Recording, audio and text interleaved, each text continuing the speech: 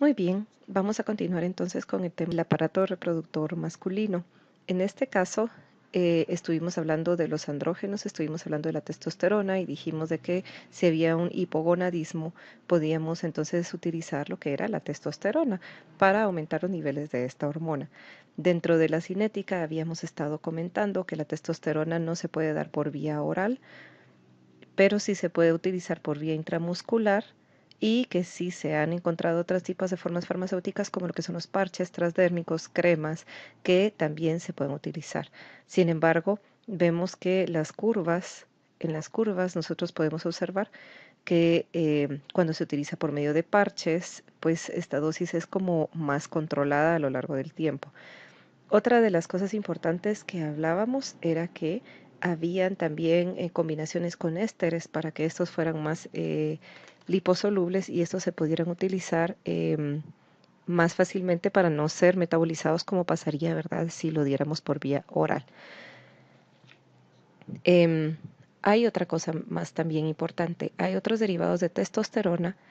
En general son alquilados en la posición 17 alfa y estos pues sí pueden utilizarse por vía oral. Dentro de estos podemos mencionar a la fluoximidazona, oxandrolona que está por aquí, y la floximetazona. Estuvimos hablando el último día de que ah, pues hay algunas relaciones, ¿verdad? Si nosotros lo vemos desde la testosterona, entre lo que es la actividad androgénica y también la actividad anabólica y que em, otras sustancias que derivan de la testosterona podrían tener también incluso hasta más efecto anabólico, como la floximetosterona y también la oxandrolona que nosotros habíamos comentado, que incluso el efecto anabólico puede ser 13 veces más si nosotros lo comparamos con la testosterona.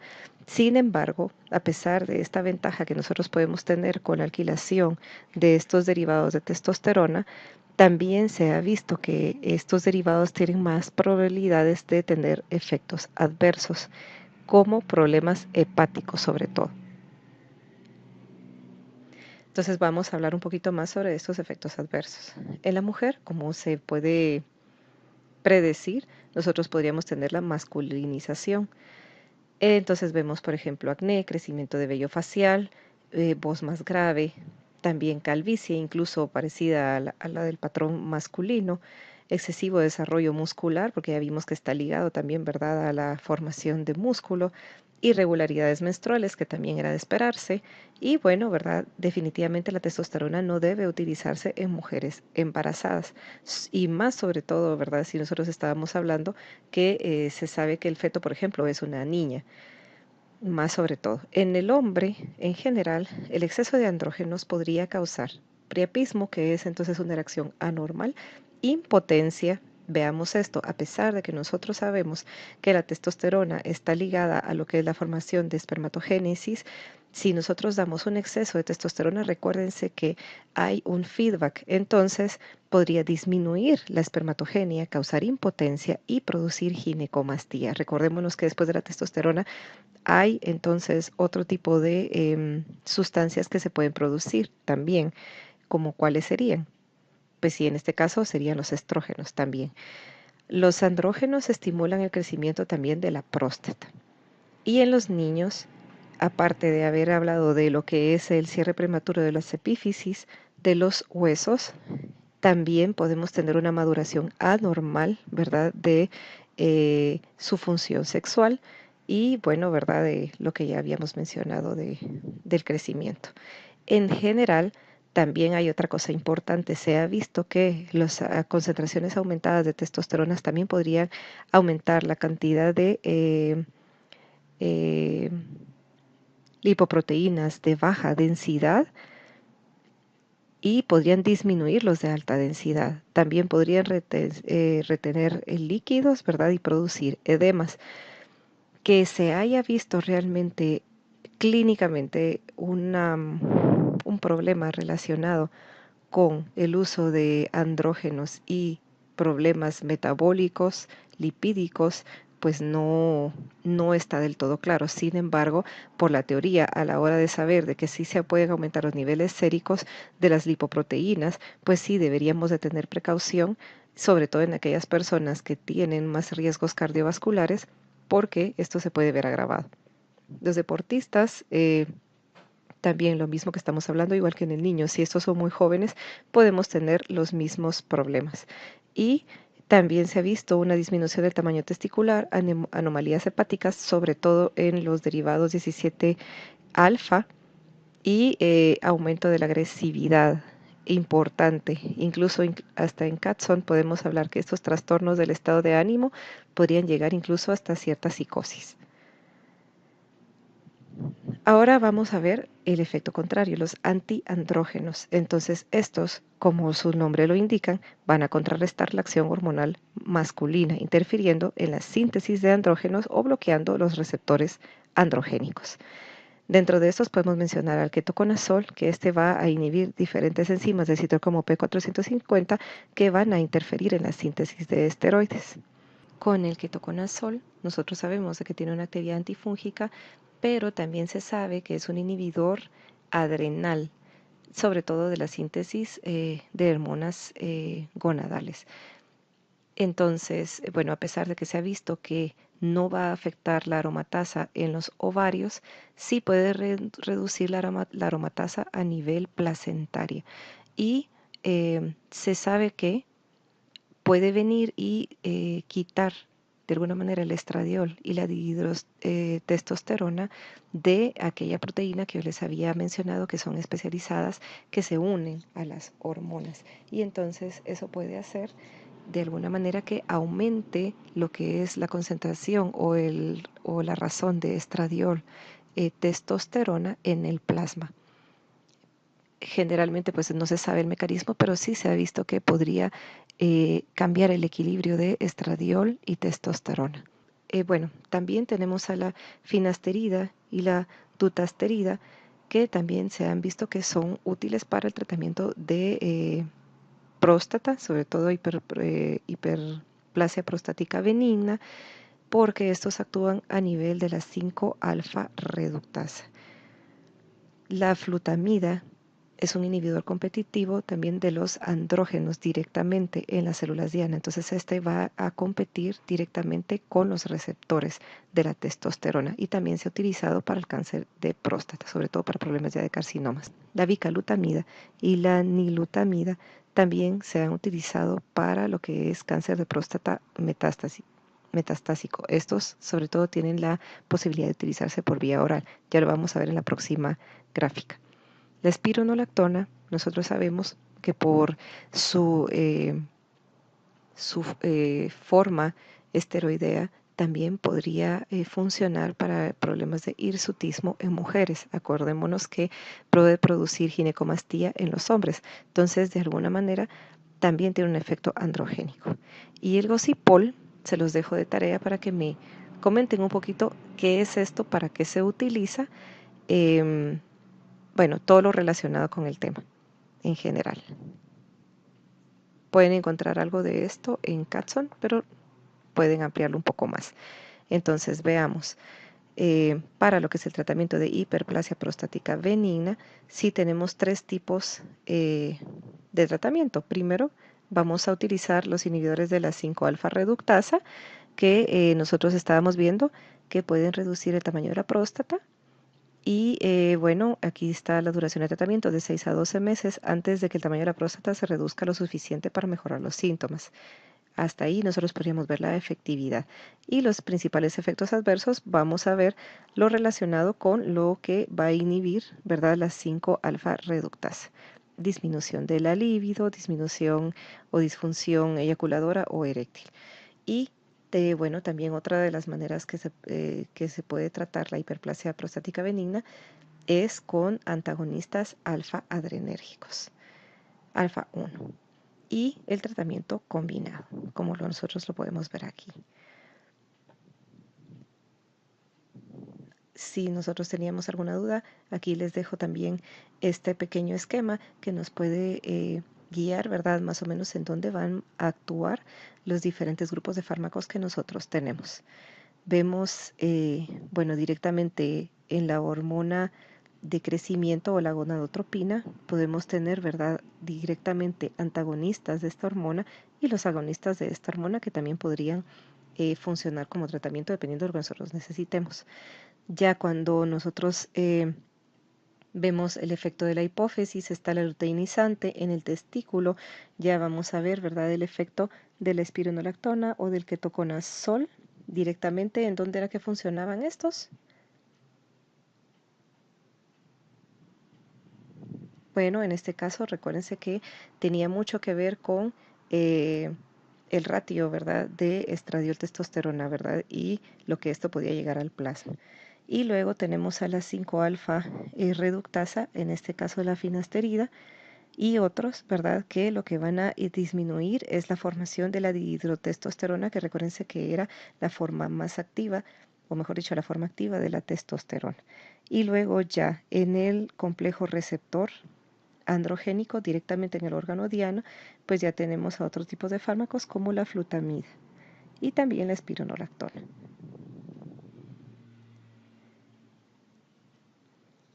Ahora vamos a entrar a otro tipo de tratamiento, que es directamente el de disfunción eréctil. Como lo había mencionado en clase, este es un tipo de problema que puede preocupar muchísimo a los hombres. Y también muchas veces hay que realmente verificar que el paciente necesite este tipo de tratamiento. Muchos de los hombres que están interesados en el uso de algún tratamiento en disfunción eréctil realmente no lo necesitan, pero también tenemos algún componente bien importante que es el psicológico, y esto podría entonces hacer de que más personas de las que debieran estén utilizando este tipo de tratamientos. Cuando ya hay una disfunción eréctil comprobada, pues sí existen diferentes métodos para poder mejorar esta disfunción.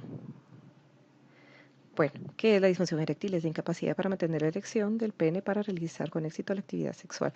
Recordemos que es el aparato reproductor masculino. Causas físicas y psicológicas, como les estaba mencionando, ¿verdad? A veces pueden haber algunas otras patologías de base que pueden causar que haya problemas de disfunción eréctil. Por ejemplo, alguna patología vascular, diabetes, el uso de ciertos medicamentos, la depresión o secuelas de cirugía prostática también podría causar este tipo de problemas. Como les había mencionado, hay diferentes tipos de tratamientos, desde implantes penianos, inyecciones que pueden causar una erección, supositorios, en este caso intrauretrales de alprostadilo, que vamos a hablar dentro de un momento. Sin embargo, los de primera elección hasta ahora pues son los inhibidores de la fosfodietilesterasa o los PDE5. Estos entonces se han convertido, como les había dicho, ¿verdad?, en los tratamientos de primera elección, y por si no los habíamos vinculado, pues son el sildenafil o famoso Viagra, valdenafil, tadalafil y ahora el avanafil. El sildenafil y el tadalafil también pues han estado indicados también como tabletas, sobre todo para tratar hipertensión pulmonar con distinta potencia, sí, pero sí se ha visto que tienen bastante éxito. Incluso hasta en niños se ha utilizado este tipo de medicamentos para tratar esta patología. Aquí nosotros podemos ver, como ya también lo habíamos visto en el video, cómo es que puede funcionar, ¿verdad?, la erección. Para esto necesitamos que los cuerpos cavernosos puedan llenarse de sangre para que entonces podamos tener la erección. Y para eso necesitamos, en este caso, la producción de óxido nítrico, ¿sí?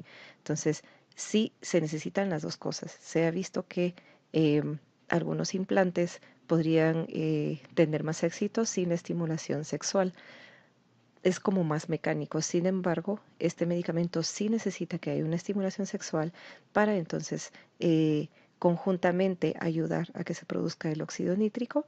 Esto pues va a aumentarme la actividad de la guanidil ciclasa, aumenta el GMP cíclico, y esto lo que va a causar es una relajación del músculo liso de los cuerpos cavernosos. Al haber una relajación del músculo liso cavernoso, toda esta constricción que está aquí se disminuye, o sea que vamos a encontrar una vasodilatación, y esto va a hacer que aumente el flujo sanguíneo dentro de los cuerpos cavernosos, provocando entonces lo que es la erección. Aquí ya vemos entonces de nuevo el efecto directamente por la guanidilciclasa. Aumenta el GMP cíclico y esto me va a aumentar la relajación del músculo liso, de los cuerpos cavernosos, mediada también, ¿verdad? Y bueno, todo esto bajo el efecto del óxido nítrico. Y entonces me va a aumentar el flujo sanguíneo. En este caso sí vemos que hay que tener una cierta preparación antes de tener el efecto deseado. No es algo instantáneo, necesita de un tiempo previo para que nosotros podamos ver el efecto del medicamento. Entonces aquí va la parte importante. En este caso es muy importante la farmacocinética. El sildenafil y el vardenafil tienen cinéticas similares. Aquí nosotros tenemos que tomar el medicamento 1 hora antes de realizar la actividad sexual y el efecto puede durar hasta 4 horas. Por supuesto, vuelvo a mencionar, tiene que haber un estímulo, si no, esto no va a funcionar. Sobre todo a dosis terapéuticas. La absorción puede estar retrasada o retardada por comidas altas en grasas. Esa es una de las limitantes que podemos tener, por ejemplo, con lo que es el sildenafil. El valdenafil también posee 2 tipos de fórmulas por vía oral. Tenemos la tableta de desintegración oral, que esta se debe de tomar sin agua, porque si no se puede disminuir la biodisponibilidad. Estas se ponen de manera sublingual para que pueda tener el efecto. Hablando del tadalafil y el avanafil, que son medicamentos que tienen ya un efecto más prolongado. Si ustedes ven aquí, la vida media ya no es de 4 horas o ni siquiera de 2 horas, sino que tiene una vida media de 18 horas, o sea que podría tener hasta 36 horas de efecto. El adalafil y el avanafil pues también requieren únicamente la utilización de estas una vez en el día y a pesar de que sí, el inicio es más lento, pues el efecto como dura más horas se puede tomar no directamente esperar 1 hora antes, por ejemplo, de tener una actividad sexual. Entonces es un inicio de acción más lento, sí, pero como su vida media es mayor, entonces se puede utilizar una vez al día. Su absorción no se ve afectada por las comidas, eso también es algo muy bueno. Igual el anadafil tiene un inicio de acción mucho más rápido, 30 minutos antes de la actividad sexual, y también su farmacocinética hace que se pueda utilizar una vez al día. Otra de las cosas importantes es su metabolismo hepático, sobre todo a nivel de el P453A4. Se necesita sobre todo un ajuste de dosis si hay algún problema hepático y renal severo, sobre todo en aquellos pacientes que están utilizando el sildenafil y el vardenafil. Y está totalmente contraindicado los medicamentos con una vida media bastante prolongada, en este caso el tadalafil y el avanafil, porque estos son bastante peligrosos. Entonces, en este tipo de pacientes, sobre todo con algún problema renal o hepático, no podemos utilizar estos medicamentos. Efectos adversos: dolor de cabeza, crisis de sofocación, dispepsia, congestión nasal, son los que más se han reportado.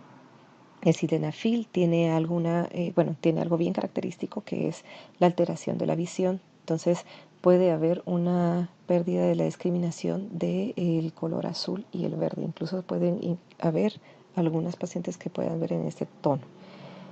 Esto puede estar debido a que no solamente actúa a nivel del PDE5, sino que puede haber, ¿verdad?, una interacción directa con lo que es el PDE6. Y el PDE6 está ligado, ¿verdad?, a lo que es el funcionamiento de la retina. El tadalafil no altera el PDE6 y es raro observar trastornos de la visión con los colores con este fármaco.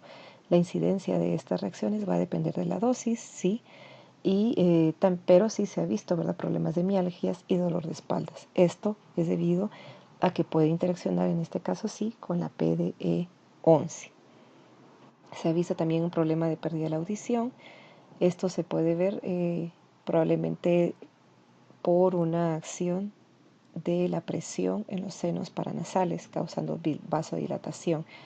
Y también tener mucho cuidado, como ya lo había mencionado antes, a aquellas personas que tienen riesgos cardíacos u otros factores de riesgos importantes para esta patología.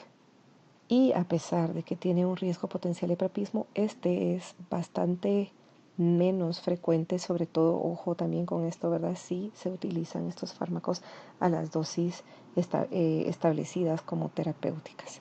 Los inhibidores de la PDE5 no deben administrarse más de una vez al día.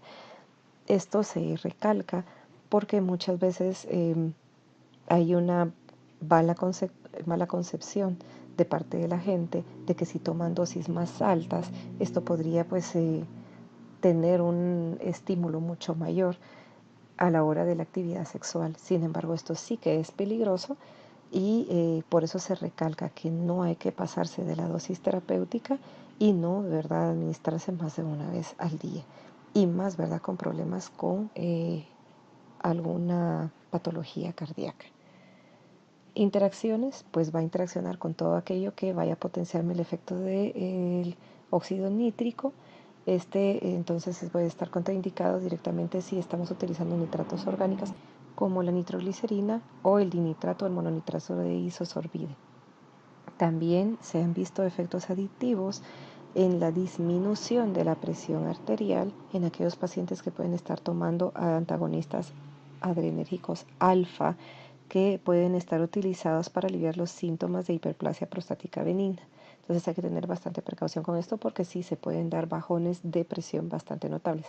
A dosis estable se tiene que tener muy en cuenta tener estabilizada la dosis del antagonista adrenérgico antes de empezar con la utilización de este tipo de fármacos. Y bueno, iniciarse siempre con dosis bajas. Reducir las dosis de los inhibidores de la PDE5 en presencia de otros inhibidores potentes del citocromo, como el ritonavir, la claritromicina y la eritromicina.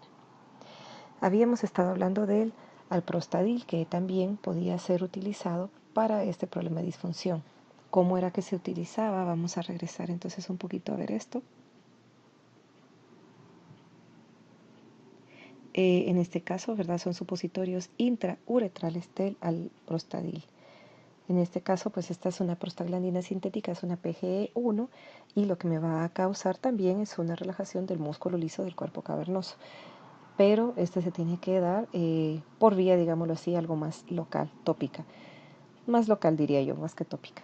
Es un supositorio intrauretral o inyectable y tiene efecto local, como lo habíamos mencionado. Tiene un metabolismo rápido, el inicio de acción es mucho más rápido que si nosotros lo vemos con los PDE5. Pues se inicia a los 5 o 10 minutos después de la administración uretral, y de 2 a 25 minutos por vía parenteral. Y el efecto es de 30 a 60 minutos, es más corto. Su mecanismo de acción aún está de manera incompleta o desconocida, pero sí se ha visto que aumenta el AMP cíclico en el interior del cuerpo cavernoso y aumenta una proteína sinasa que va a relajar el músculo liso, causando entonces la relajación y la dilatación del cuerpo cavernoso, aumentando entonces el flujo sanguíneo. Entre los efectos adversos, muy raros, sí, acordémonos que este es más local, entonces los efectos adversos pues van a ser más reducidos. Sí podría llegar a causar hipotensión, problemas de cefalea por vasodilatación causada por la PGE1, pero disminuidos debido a que es más local su efecto. Podría tener también sangrado en el sitio de inyección o hematomas, equimosis y rash. Y sí, ¿verdad? Es más común pensar, ¿verdad?, en lo que es el priapismo, a diferencia de los otros fármacos. Entonces, hasta aquí llegamos con lo que son los medicamentos en el aparato reproductor masculino. Y bueno, a pesar de que hay otros problemas como la hiperplasia prostática benigna, ya vimos algunos medicamentos que sí se pueden utilizar. Sin embargo, recordemos que estos son tratamientos que están protocolizados y entonces pueden utilizar combinación de otros tipos de fármacos. Recuerden entonces la tarea del Gocipol para poder completar lo que es, ¿verdad?, el sistema reproductor, ¿verdad?, en este caso masculino.